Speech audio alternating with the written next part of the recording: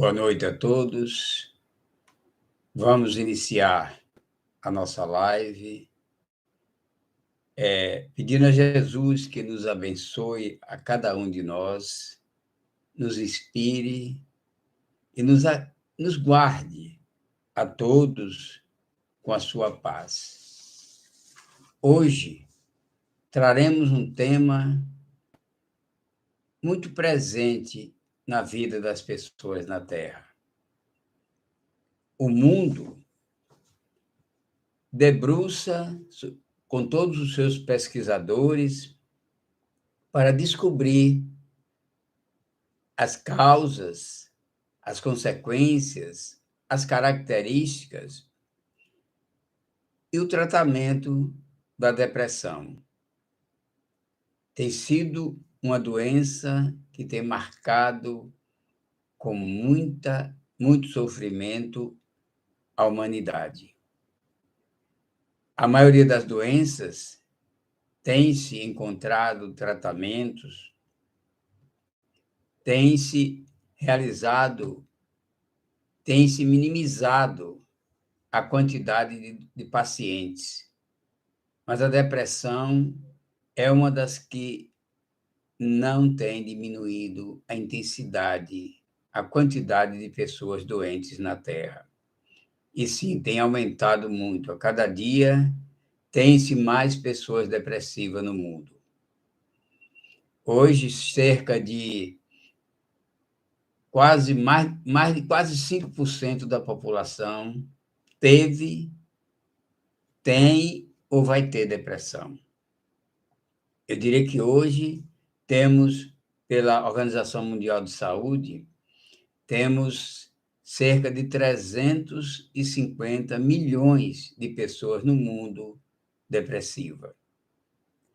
E esses pesquisadores, cientistas, médicos, psicólogos, têm aprofundado estudos para encontrar as razões que levam a pessoa a esse adoecimento. E tem um psicólogo americano, Aaron Beck, ele, analisando todos os seus pacientes, e Aaron Beck, é o criador da teoria psicológica cognitivo-comportamental. E ele, ao pesquisar os seus diversos clientes, ele encontrou 3 fatores que estão presentes na vida do depressivo. Ele diz que os depressivos, número 1, ele tem uma rígida atitude na vida, no seu dia a dia. Ele tem uma autocrítica, tem uma baixa autoestima muito presente no seu viver e que tira todas as possibilidades de uma conexão de paz, de harmonia em suas vidas. O segundo item do depressivo, esse número 1, é sobre a vida em curso. O segundo item do depressivo é sobre uma visão negativa do passado. Sobre um passado, parece que olham o passado com uma desilusão muito grande, uma visão seletiva de tudo que é negativo do passado, porque ele não pega as coisas positivas que ele vivenciou no passado.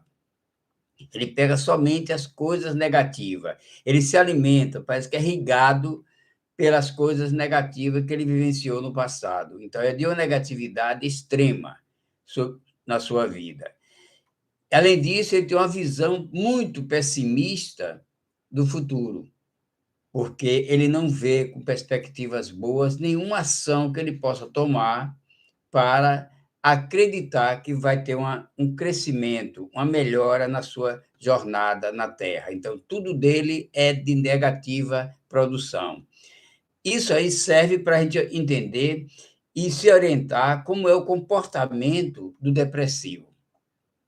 É alguém que realmente tem um passado negativo, um presente que não dá nenhuma esperança para ele e um futuro de pouca paz. Parece que olha o futuro com óculos escuros. Então, tudo nele é negativo. E a gente tem, olhando o Evangelho segundo o Espiritismo, temos um item lá que fala dos tormentos voluntários. Porque muitas coisas do depressivo são dores que criamos, angústias que vivenciamos e que nos leva à depressão. Lá na frente também nós vamos falar de outros segmentos que podem estar também conectados com o processo depressivo.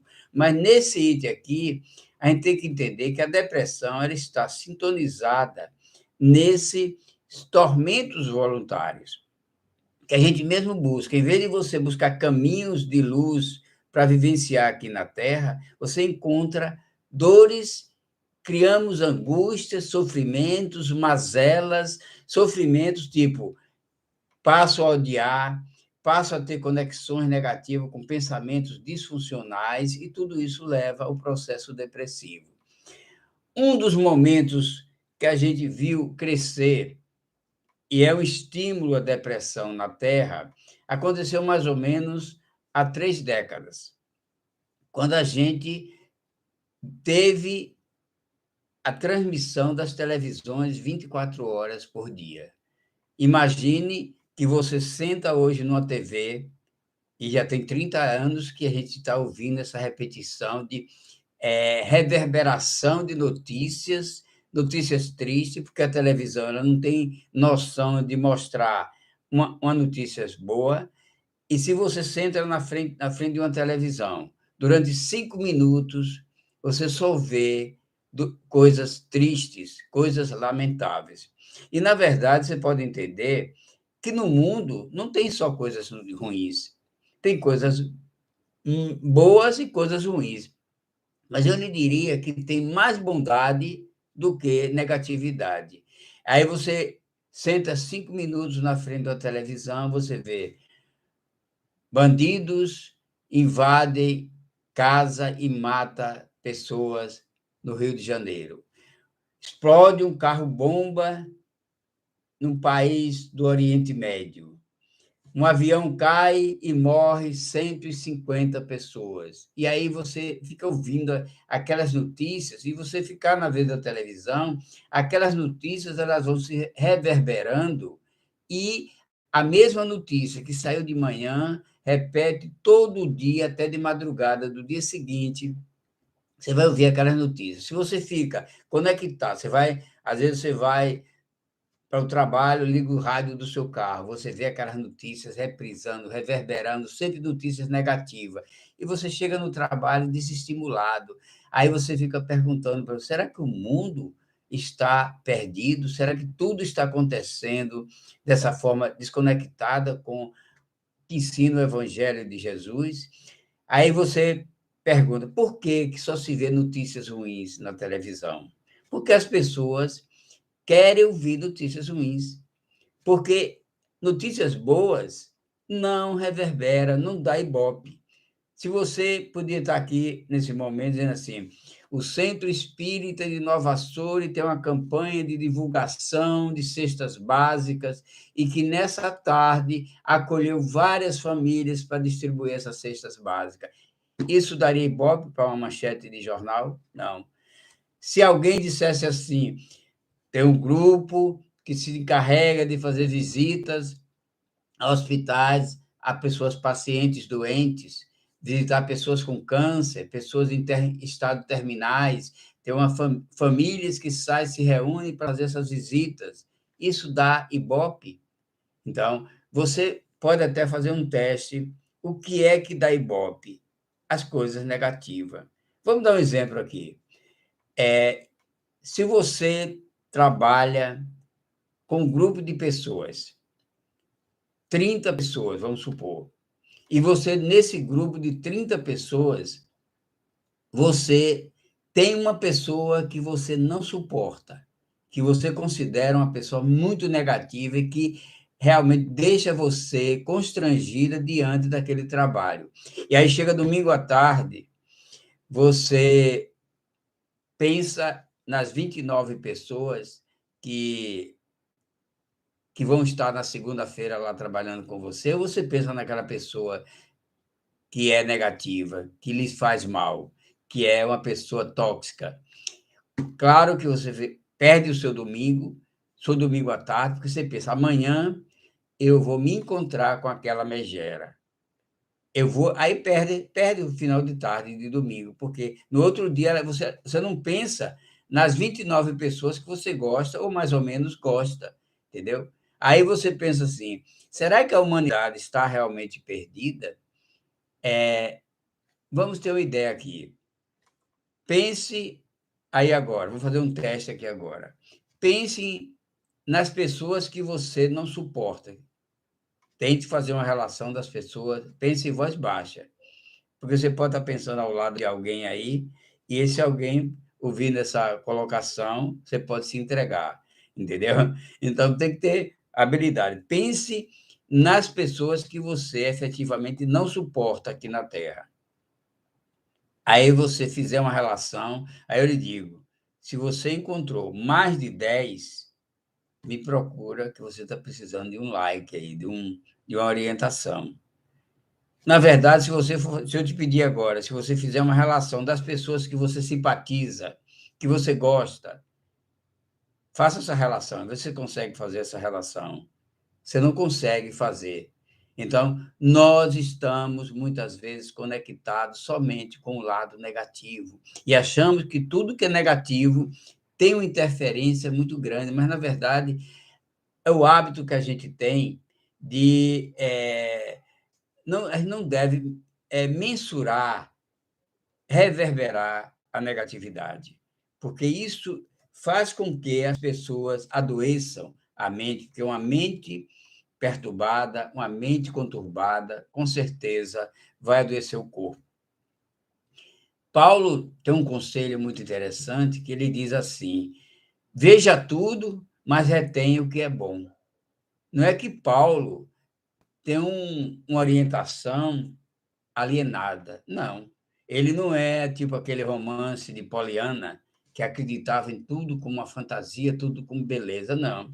Ele diz para você: veja tudo, mas retenha somente o que é bom.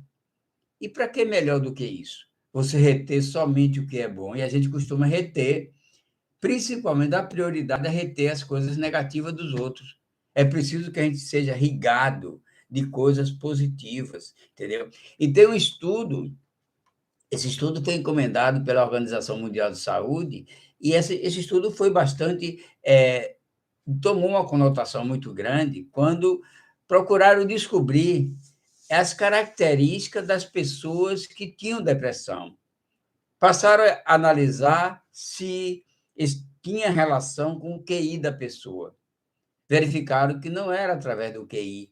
E chegaram à conclusão que tanto pessoas inteligentes como pessoas menos inteligentes, pessoas cultas e pessoas não cultas, todas elas tinham índices de depressão iguais. Não era o QI. E aí questionaram também se era o ambiente que aquelas pessoas viviam.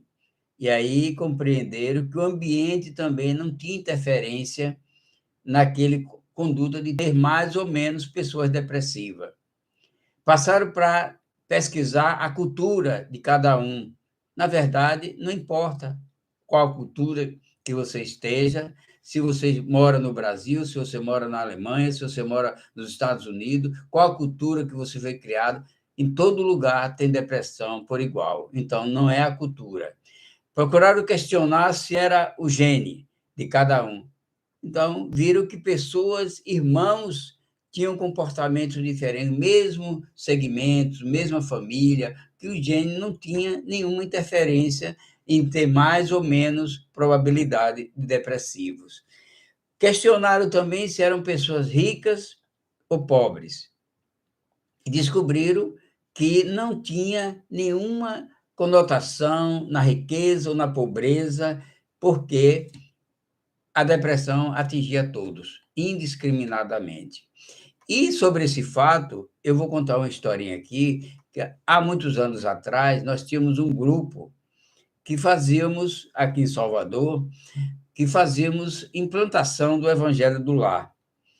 E um dia nós visitamos, pegar como referência, duas casas, que eram casas de uma casa muito rica e a outra muito pobre. Primeiro, nós visitamos a casa bem pobre e encontramos pessoas na maior simplicidade do mundo, mas uma pessoa com fraternidade enorme. Chegamos lá, eu me lembro até, foi até engraçado, a mulher estava fazendo um café numa lata de leite ninho, quer dizer, nem uma panelazinha ela tinha, coitada, para fazer o café. Com aquela humildade, ela nos serviu um cafezinho naquele copinho de extrato. E a gente, na maior simplicidade, eu perguntei, quando a gente viu aquelas pessoas, naquela fraternidade, preocupada em nos servir um cafezinho, preocupada em nos agradar, em ter uma conotação de energia positiva naquele ambiente, aquela coisa do Evangelho do Lar. Eu perguntei até para as pessoas que estavam junto comigo se nós estávamos indo lá para evangelizar ou se eram eles que estavam nos evangelizando, com aquela simplicidade e com aquela qualidade de vida, naquela conotação de vida em sociedade e harmonia dentro da própria família. Saímos dali e fomos visitar uma casa em um condomínio fechado. A casa tinha mais de 1.000 metros quadrados, piscina aquecida, refletores, quadros de arte muito caríssimo, mas a família de uma frieza sem conta, uma desarmonia dentro do lar, que às vezes falava para falar um com o outro, não nos ofereceu nada, também não foram agradáveis conosco e nada, fizemos o evangelho, e aí a gente comentou, ao sair de lá, e disse, olha aí, essa família contrasta a riqueza exterior com a pobreza interior, ao contrário da primeira família, que contrasta a beleza interior de cada um com a riqueza interior com a pobreza material que estava envolvida. Aí você vê que não é a pobreza ou a riqueza. Questionaram também nesses estudos se era no homem ou na mulher, viram que todos os homens, o homossexual, o bissexual, e de todas as pessoas que têm que a sexualidade não tinha interferência em ser mais ou menos depressivo, atingia todos. Então, verificaram que, com o final dos estudos, que a depressão tinha uma situação intrínseca. Agora, veja como eles chegaram a essa conclusão. Intrínseca é aquela coisa que vem com a pessoa. E tinha aquela parte também extrínseca, que era do meio ambiente que as pessoas estavam vivenciando. Agora, a intrínseca, se eles não acreditam em reencarnação, eles falaram que são mistérios e fatores desconhecidos. Quer dizer, o que é que eles quiseram dizer? A reencarnação. A explicação para a depressão, na grande maioria dos casos, está na reencarnação. E no dia que a ciência descobrir isso, eles vão divulgar isso com tanta intensidade que vai superar até as nossas crenças, entendeu? E a gente entende que a depressão ela tem um conteúdo de pessoas que não têm uma resiliência de qualidade. Eu vou pegar esse copo aqui para falar de resiliência. Eu vou mostrar a vocês o que é resiliência, dando exemplo na prática. Se eu pego esse copo e aperto ele, isso aqui faz de conta que é o sofrimento no ser humano. Aperto ele tem um limite. Ele tem uma resiliência. Pessoas há que têm uma resiliência aqui, tem outras que não chega a quase nada, e pessoas que resistem mais, e mais, e mais, e mais. E aí não suporta mais. Mas tem pessoas que têm resiliência, vontade de vencer as vicissitudes. E o que é resiliência? É a capacidade de resolver as suas vicissitudes, as suas dificuldades. Agora, se esse copo for uma pessoa, vamos supor, se eu chegar a esse copo e fizer isso aqui, aquilo que eu estava fazendo que antes, ele não volta nunca mais a ser o que era antes. Quer dizer, a resiliência tem um limite. E esse limite aconteceu nesse copo aqui, quando ele chegou ao ponto dele se estrangular. É assim a vida das pessoas, entendeu? Muita gente vive uma vida aqui na Terra de não aceitação. A não aceitação também é uma dificuldade que provoca a depressão. As pessoas hoje reclamam de tudo. Tem muitos pais diferente da minha época, diferente da época de muitos de vocês, que tinha uma visão do aprendizado, dos ensinamentos aos filhos de forma diferenciada de hoje. Hoje, os jovens, as pessoas mais novas de hoje, não aceitam a vida que tem. Tem muitas dificuldades em aceitar os problemas, os enfrentamentos da vida. E aí, o que leva à depressão? Pais muito permissivos, pais muito protetores, levam os filhos a um parecer de uma realidade inadequada. Nos Estados Unidos, no final do ano passado, saiu uma notícia, uma pesquisa, e o estudo que eles fizeram, que crianças de 10 a 14 anos estavam cometendo suicídios.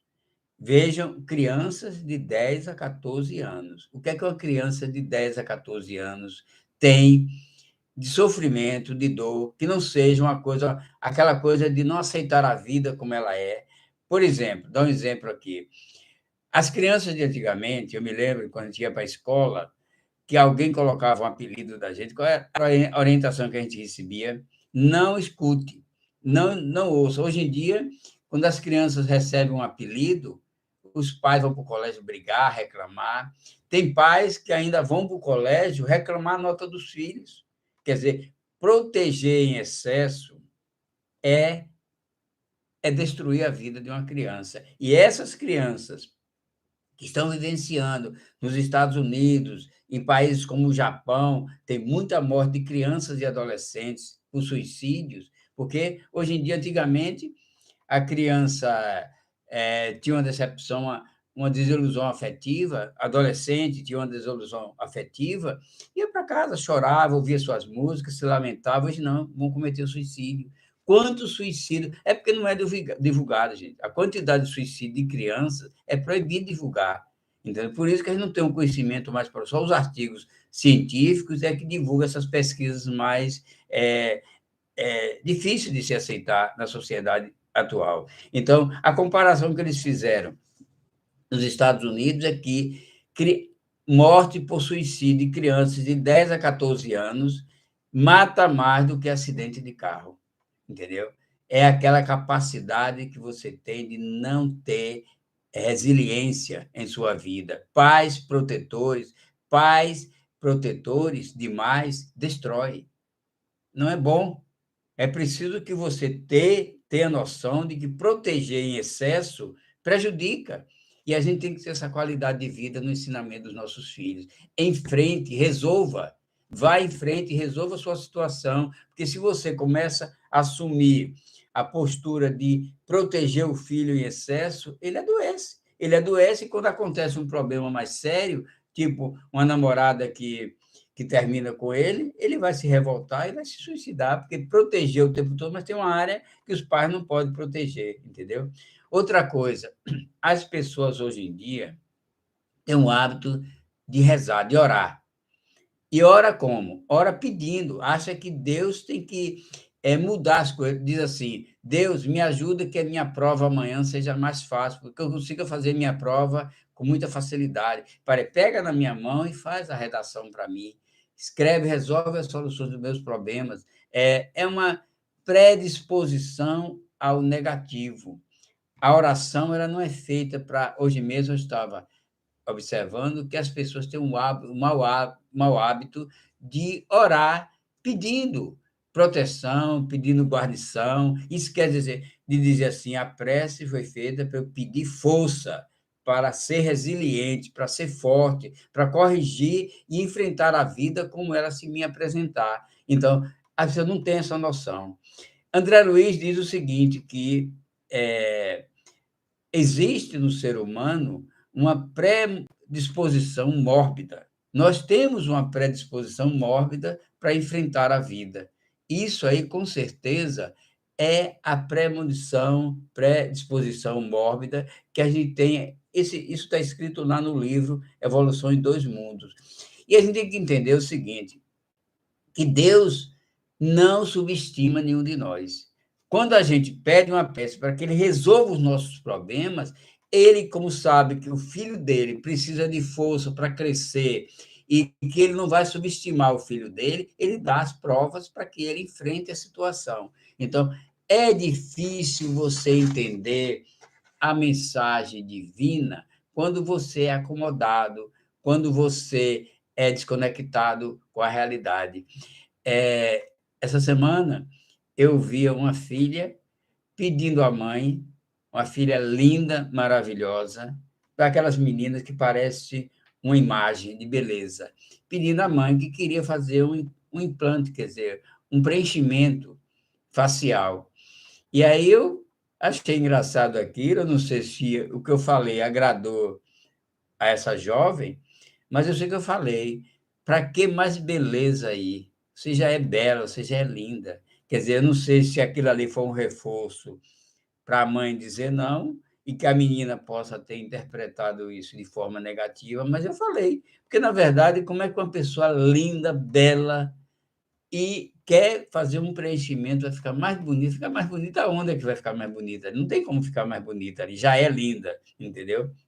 Então, gente, é importante que a gente entenda o que é as verdades que nós temos que conhecer do Espiritismo hoje. Eu diria que o Espiritismo é uma base de sustentação para a libertação das almas na Terra. Porque o Espiritismo tem três tesouros, tem muitos tesouros, mas eu vou citar aqui hoje três tesouros, que realmente é de uma grandeza sem conta no aprendizado, no desempenho da humanidade. Com o surgimento do Espiritismo, a partir de 1857, com o Livro dos Espíritos e as obras que vieram depois, eles nos trouxeram um conteúdo de grandeza imensurável. E eu vou dizer a primeira. O Espiritismo nos traz a imortalidade da alma. São verdades espíritas que a gente não conhecia. Quando a gente toma conhecimento da imortalidade da alma, a gente transfere a felicidade que a gente tinha que vivenciar nessa vida, em uma única encarnação, e diz assim: olha, se existe a imortalidade da alma, se eu sou um espírito eterno, eu vou me segurar e vou deixar para ser feliz depois. E tem um outro segmento, porque aquela ansiedade da gente ser feliz nessa caminhada, a gente quer isso, quer aquilo, a gente quer aquilo. Quer dizer, eu tenho que aproveitar a minha vida, eu tenho que aproveitar a minha encarnação. Eu tenho só 70, 80, 90, 100 anos para viver, e, na verdade, eu tenho que aproveitar isso e procurar viver de forma inconsequente. Com o surgimento da imortalidade da alma que o Espiritismo nos trouxe, e tem essa revelação de que a vida continua, que eu tenho uma eternidade para resolver e ser feliz, e a gente fica mais acomodado. E, além do mais, as perdas que nós temos. Se eu sei que meu pai, meus filhos, aqueles que desencarnaram antes de mim, que estão no mundo espiritual e que não vão acabar, eu vou me confortar mais. Agora, tem um outro segmento que realmente vem somar como um dos tesouros do espiritismo, que é a mediunidade. Porque de nada adiantaria também você saber que o Espiritismo nos revela a imortalidade. Se eu não tenho contato com meu pai, meu filho, meu parente que eu amava, se eu não tenho contato com ele, então eu vou ficar estagnado também por um período até a minha morte chegar, quem sabe, para me encontrar com aquele ente querido. Então, surgiu o segundo item, que é a mediunidade. É o reencontro das almas que partiram em sua viagem para o mundo espiritual, que voltam através da mediunidade, trazendo notícias. E o espírita hoje ele tem todo o conhecimento do pai, do filho, daquela pessoa. Lógico, tem que ter um merecimento, não é só se bater o dedo e a ligação, o telefone só toca de lá para cá. O telefone não toca daqui para lá. Mas se você tem merecimento e aquele ente querido seu, que foi para o mundo espiritual, tem também merecimento, então trabalhe para que esse reencontro e as notícias cheguem e você fale com o pai, fale com o filho. E essa conexão da mediunidade é que leva as pessoas a terem esse segundo tesouro que o Espiritismo nos traz. E para completar, vem o terceiro tesouro, que é a reencarnação. refazer, a possibilidade de você refazer os seus erros do passado. Você, muitas vezes, é depressivo hoje, você teve uma encarnação, você veio reparar algum erro, você nasceu cego, você teve um acidente, você perdeu uma perna, você ficou doente, você fica, desculpe, você fica depressivo porque você não aceitou aquele projeto de vida que é a sua reparação de erros passados. E aí você se isola, você fica depressivo, aí você desencarna e não consegue realmente ter uma vida plena. Aí você sabe que ao chegar no mundo espiritual, você vai ter a possibilidade de retornar para reparar aquele erro por inconsequência, por vacilo da sua parte. Então, essa reencarnação, ela vem abrir um leque de paz, de harmonia, porque quando nós chegamos no mundo espiritual, a gente toma conhecimento dessa grandeza, desses 3 tesouros que o Espiritismo nos traz. Vamos dar um exemplo aqui. A traição. Muitas vezes você é casado, seu marido lhe trai e você fica apavorada, você passa a odiar o seu marido. Aí você diz assim, até dentro da sua casa, você passa o dia tanto, você não quer nem que fale aquele nome dentro da sua casa. Ele vai dizer assim, não, ele, olha, gente, é proibido falar o nome de fulano aqui dentro de minha casa. De que adianta tanto ódio, tanto desamor, se você sabe que todo ódio, todo desamor vai ter que ter o perdão, que é o antídoto da reforma íntima de cada um. Então, você sabe que, ao morrer, você vai ter que reprogramar a sua vida com aquela pessoa. Quanto mais você odeia, mais você tem a necessidade de retornar com aquela pessoa, porque ninguém parte dessa vida para outra sem precisar reparar esses desafetos. E muitas vezes a pior doença que existe na humanidade é a doença espiritual, é o mal espiritual, que cria uma revolta tão grande e ela eterniza não, mas ela leva para outra vida e você vai ter que voltar. Quando você diz assim, eu odeio fulano, nunca mais eu quero voltar com fulano, vai ter que voltar. Não adianta, gente.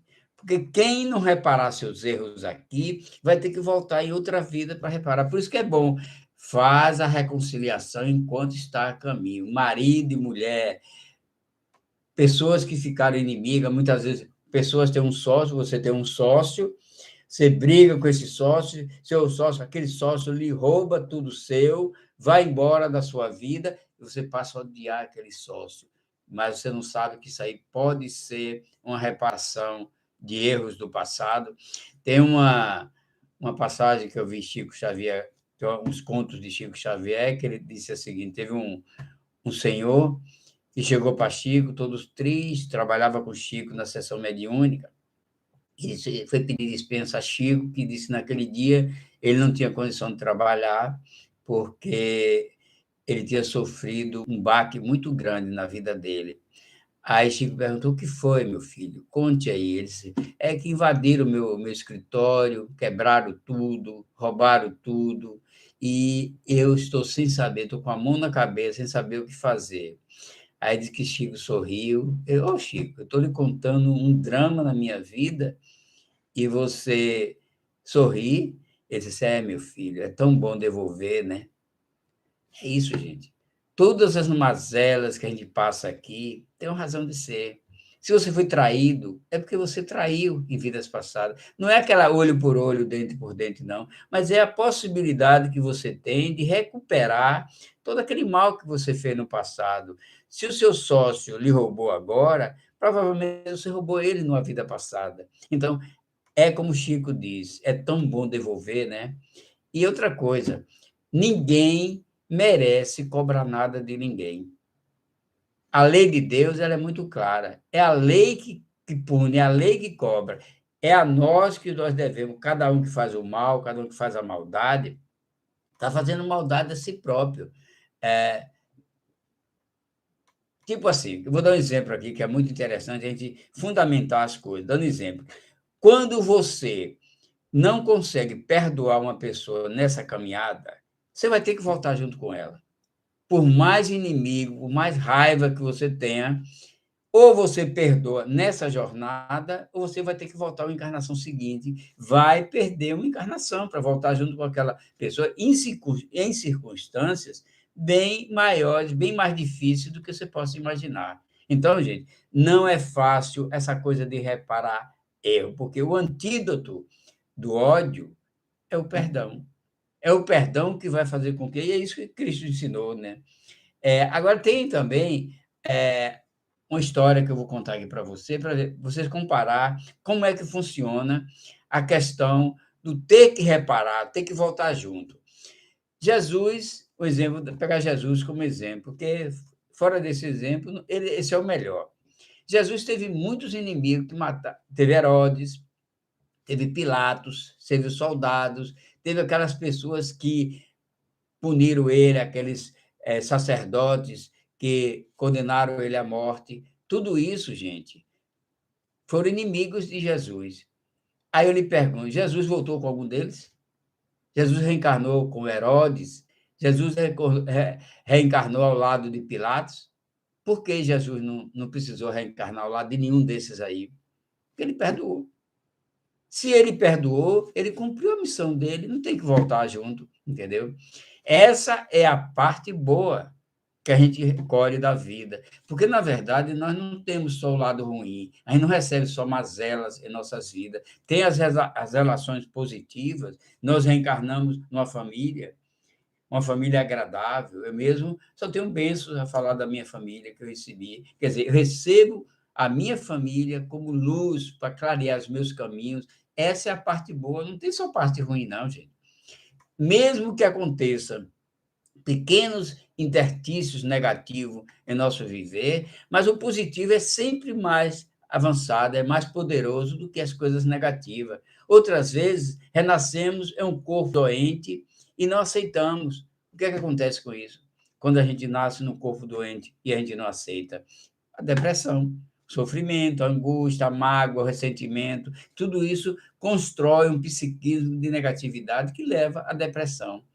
Então, falando agora sobre depressão, o que é depressão? A depressão, fazendo uma distinção entre depressão e tristeza. Depressão é uma coisa, tristeza é outra. Depressão é um segmento que se aprofunda na vida das pessoas por mais de 15 dias. E ela surge na vida das pessoas de dois segmentos: ou através de uma forma aguda, objetiva, com fatores que realmente justificam, tipo assim, a perda de um braço, de uma perna, a perda de um ente querido, uma pessoa que você amava muito, aí você vai entrar em um processo depressivo se você não se cuidar. Porque, na verdade, eu tenho recebido muita gente em depressão na minha sala. Tem uma mulher que outro dia me procurou, ela tem 10 anos que perdeu a mãe. E ela está depressiva porque não conseguiu se desvincular do grande amor que ela tinha pela mãe. Depois que a mulher, eu fiz duas ou três sessões com ela, que eu mostrei a realidade da vida, que a mãe dela estava melhor do que ela. Eu garanti, porque eu sei, ela me contou a história da vida dela, que ela estava muito sofrida, que a mãe dela era uma pessoa muito boa, uma pessoa muito honesta, cumpridora de suas obrigações. Eu disse: olha, tem uma notícia para lhe dar. Sua mãe está melhor que você. E você está sendo obstáculos na vida de sua mãe com esse sofrimento disfuncional, descaracterizado com a realidade. Sua mãe foi para um mundo de luz. Se sua mãe for uma pessoa boa, depois que eu comecei traçando esse perfil na vida da mãe dela, e que ela precisava, ela estava muito baixa para o nível que a mãe dela estava. Se ela precisasse se igualar à mãe dela, ela se conscientizou daquela verdade e a depressão desapareceu. Então, gente, muitas vezes as pessoas estão doentes porque falta conexão com a realidade, falta pessoas que realmente aproximem uma verdade consciente, uma verdade que venha condizer com a realidade da vida. Porque não justifica uma pessoa que foi muito boa. Essa senhora morreu com 70 anos de idade, uma pessoa maravilhosa, como ela descreve o quadro da mãe, e outras pessoas também me falaram que foi uma pessoa maravilhosa, e a filha sofrendo pela mãe, depressiva, porque a mãe tinha deixado ela sozinha. Quer dizer, é aquela história, ela está vivendo ainda aquela coisa, a vida única aqui na Terra. Foge aqueles três tesouros que eu citei inicialmente, entendeu? Essa questão que nós vivenciamos hoje. Existe também a depressão, que é depressão. Eu estava falando da depressão com casos agudos, casos objetivos, casos reais, mas também existe aquela depressão com causas difusas, causas que não têm explicações. Eu conheço pessoas que são depressivas, mas a família saudável, a família no poder aquisitivo alto, união dentro da família, harmonia dentro da família, e tem uma filha depressiva, uma adolescente depressiva. E eu descobri que o processo da depressão da menina era a mediunidade. A menina é médio e atraía algumas energias do pai, alguns espíritos inferiores que estavam atormentando a vida do pai, a vida da mãe e a vida do irmão mais velho. E aí você vê como funcionam as coisas, né? A menina era um receptor de energia negativa. Aí, quando eu reuni a família, mostrei como é que se cuidava carinhosamente, que precisava se fazer a reforma íntima, não da menina, que a menina não tinha culpa, que a menina estava, que a família estava carregando a menina de energia negativa, que eles fizessem a reforma íntima, que a menina ficaria boa. E não é o que aconteceu? Eles fizeram a reforma íntima, a menina cuidou, a depressão está curada da depressão, porque é uma depressão que o fator era difuso, não era um fator conhecido, o fator era espiritual. E a gente sabe que, hoje em dia, o quadro depressivo no mundo tem muito a ver com o processo de transição planetária, entendeu? O momento atual, muitos espíritos têm reencarnado na Terra como última oportunidade e muitas vezes vêm com a carga tão pesada, assumem compromissos tão pesados que não conseguem dar conta. E aí, o que é que acontece? Entra no processo depressivo.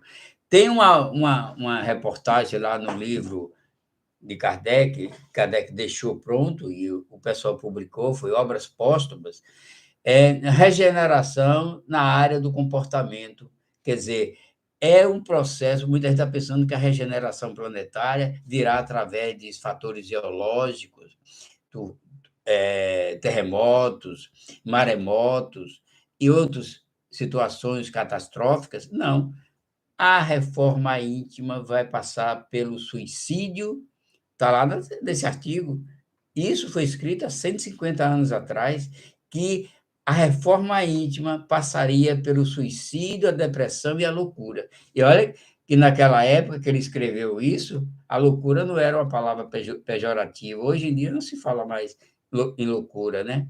Fala doença mental, fala em outros segmentos, outras doenças que são caracterizadas, mas no fundo, é o processo da reforma íntima que traria essas consequências danosas para o fechamento da reforma íntima na Terra. Eu, deixa eu ver se ainda dá mais alguns minutos, eu queria falar aqui agora só 9, eu trouxe aqui 9 itens que são situações que as pessoas vivenciam e podem ser caracterizados como uma depressão. Para que as pessoas não entendam, qualquer pessoa chega, qualquer sentimento, qualquer desconexão com a realidade, que a pessoa se queixe, vai o outro diagnostica, faz o diagnóstico de depressão, mas nem sempre é assim. Eu vou dizer 9 itens aqui, que são basicamente os itens mais presentes na população que pode ser tido como depressão. Olha, gente, quando eu for falando esses 9 itens, não respondo, na hora que vocês atingirem os 9 itens, não diga bingo, não, viu, gente? Pelo amor de Deus, porque aí você pode estar pensando, eu tenho depressão. Muitas vezes, qualquer sintomazinho que as pessoas têm, acha, eu tenho isso. Aí, quando eu for falando aqui, não, eu tenho isso, aí vai fazer o bingo no final, né? Não é isso que eu quero. Então, o primeiro item, eu diria que é instabilidade emocional. Tem pessoas que têm uma estabilidade emocional tão grande que, às vezes, vê um filme de Tarzan e chora, oh, coitadinho, ele vive na floresta e se lamenta. Quer dizer, é um exemplo meio exagerado, mas são pessoas que falta estabilidade emocional. E qualquer coisinha se emociona e chora. É um indício de depressão. Vamos, para que você seja depressivo, tem que ter pelo menos 5 desses itens aqui, entendeu? Não é só ter um itemzinho aí, é depressivo, não.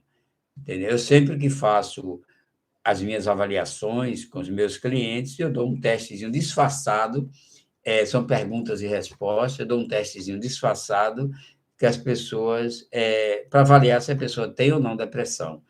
O segundo item seria doenças e queixas. São o sistema, muitas vezes, o sistema imunológico da gente adoece quando nós nos queixamos demais. Queixa disso, queixa daquilo, porque qualquer coisa, eu tenho isso, eu tenho aquilo, eu amanheci mal hoje. Essas queixas em excesso cria um obstáculo ao sistema imunológico e deprime a pessoa. Tem gente que adora enaltecer as doenças. Porque a minha doença, a sua doença é a besteira na frente da minha. O meu problema é muito mais grave. Então, tem pessoas que adoram ampliar as suas doenças. Esse é um sintoma de depressão. Medo.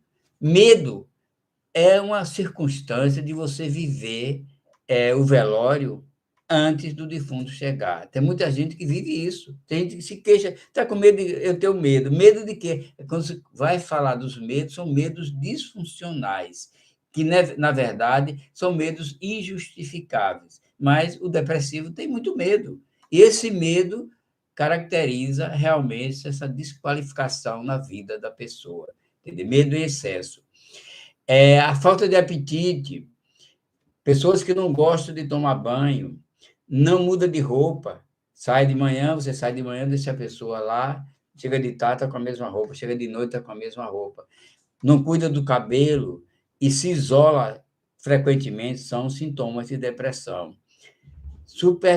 Supervalorizar suas dificuldades. Qualquer dificuldade, assim como as doenças as pessoas supervalorizam, as pessoas também, qualquer dificuldade que a pessoa tem, a minha dificuldade é a maior do mundo, aí queixa, lamenta, isso também é sintoma de depressão. Desejo de sumir, é aquela questão, tem pessoas que dizem, eu quero sumir, se esconde, se isola, não quer falar com as pessoas, e tem que buscar, nesse momento, o auto-perdão. É aquela, não é fazer um novo começo, mas começar e fazer um novo final, entendeu? É nessa caminhada que o depressivo que quer sumir tem que ser orientado nesse sentido, entendeu? Desesperança. O depressivo é aquela pessoa que tem desesperança, e a gente tem que orientar nesse sentido. Perturbação espiritual. Essa é uma das mais graves.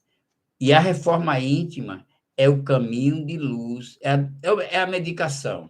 Eu digo a vocês, eu tenho curado muitas pessoas com essa orientação que eu recebo da espiritualidade e que me ajuda a curar as pessoas, porque eu não curo ninguém. Eu dou o roteiro. E a espiritualidade, juntamente com a pessoa que vai fazer a reforma íntima, é que vai fazer a cura. Porque eu digo a vocês, a maioria das pessoas que sofrem doenças mentais tem, muitas vezes, o componente físico, estrutural, tem aquele componente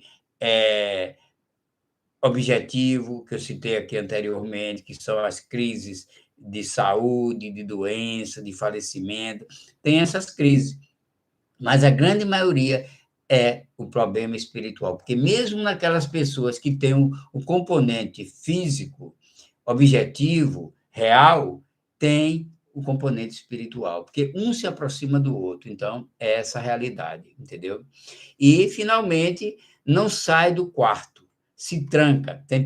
Eu conheço pessoas que até as frestas da janela fecha com algodão para não entrar nenhum tipo de claridade. E aí é perturbação, junta a perturbação emocional, psicológica, junta com a espiritual, porque um quadro desse não tem como fugir da influência espiritual. E, para finalizar, eu diria a vocês que, dentro dos depressivos, 30% da população de depressivo comete o suicídio.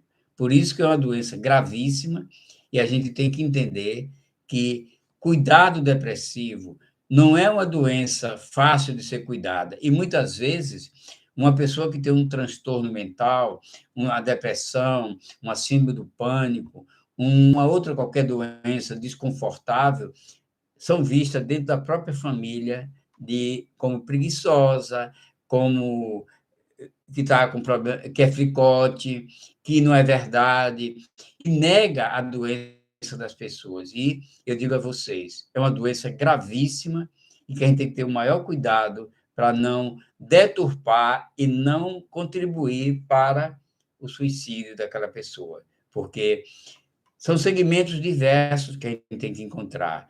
Dentro do tratamento do psicológico, existe o psicológico, o psiquiátrico, o religioso, o amigo ou a família, e, quando falta todos esses itens, tem o número 188, que é a CDV, que ajuda as pessoas a se reencontrarem, a se motivarem. Então, procure, tem vários segmentos, como eu citei aqui: o psicológico, o psiquiátrico, o religioso, o amigo, a família e o número 188. Então, ninguém precisa ficar depressivo, tem que buscar os caminhos. Aqui está, é como eu diria aqui, a depressão é uma guerra. E a gente precisa tratar a guerra, tem que convocar o exército, a marinha e a polícia, a aeronáutica. Tudo isso, e todos os quatro aqui, é como se você estivesse em guerra. Eu diria, fazendo um link aqui, que o psicólogo vai corresponder à Marinha, o psiquiatra ao Exército, a religião é como se fosse a aeronáutica, e a família, os amigos, e o número 188 vai ser a polícia que vai entrar em ação como um estado de guerra que está realmente afetando e destruindo a vida daquela família, então, daquela pessoa. Então, gente, é muito interessante que a gente se cuide. Primeiro, para não ficar depressivo. E, se ficar depressivo, buscar os caminhos de luz que existem. E abraçar essa estrutura do espiritismo que nos dá a condição de nos libertarmos de muitas mazelas da vida. Não esquecendo de que a reforma íntima é o caminho da saúde, da paz, da harmonia, e que Jesus nos abençoe. Vamos encerrar esse encontro aqui com a vibração de amor e paz para todo mundo que estiver nos assistindo. Muita paz.